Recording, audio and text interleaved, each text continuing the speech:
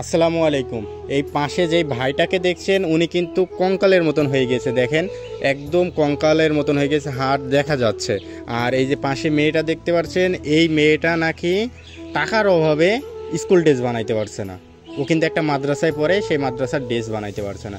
বিষয়টা ভাই আমাকে বললে আমি এই যে সাথে সাথে ভাইয়ের কাছে চলে আসছি।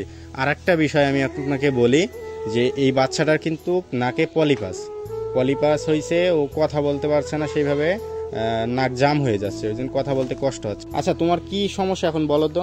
নাকে পলিপাস হয়েছে, মানে জাম হয়ে যাচ্ছে নাক। আচ্ছা, আর এখন ওই যে মাদ্রাসার ড্রেস বানানো লাগবে, জি। এই ড্রেস বানাইতে কত টাকা খরচ হবে? 1000 টাকা। 1000 টাকা যদি দেওয়া হয় তাহলে তোমার ড্রেস বানানো হয়ে যাবে? জি। আচ্ছা, আমি 1000 টাকা আমাকে দিয়ে যাচ্ছি। এই মাদ্রাসার ড্রেস বাবদ 1000 টাকা আমি দিয়ে যাব। এই টাকাটার খরচ বহন করতেছে আমাদের এক আপু, নাম প্রকাশে অনিচ্ছুক। উনি কালকে 5000 টাকা পাঠায়, সেই টাকার মধ্যে আমি 1000 টাকা এর জন্য দিয়ে যাচ্ছি। এখনই ও স্কুল ড্রেস বানাবে, বানিয়ে আমাদের দেখাবে। হ্যাঁ, এই যে আমি তোমার জন্য 1000 টাকা দিয়ে যাচ্ছি। হ্যাঁ, এটা তোমার এক আন্টি দিয়েছে। হ্যাঁ, তোমার এক আন্টি 5000 টাকা পাঠায়, সেই টাকার মধ্যে 1000 টাকা নেও। এই টাকায় স্কুল ড্রেস ভাই ওর আজকে স্কুল ড্রেস বানাইতে নিয়ে যাবেন। হ্যাঁ, আর যে আপু পাঠাইছে তার জন্য দোয়া করবেন। যে আপু আমাকে সহযোগিতা করলেন, সে আপুর জন্য সবাই তৌফিক দান করেন।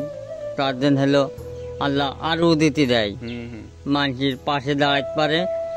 সবাই আমার জন্য একটু দোয়া রেখেন, আপনাদের জন্য আমি দোয়া রাখবো।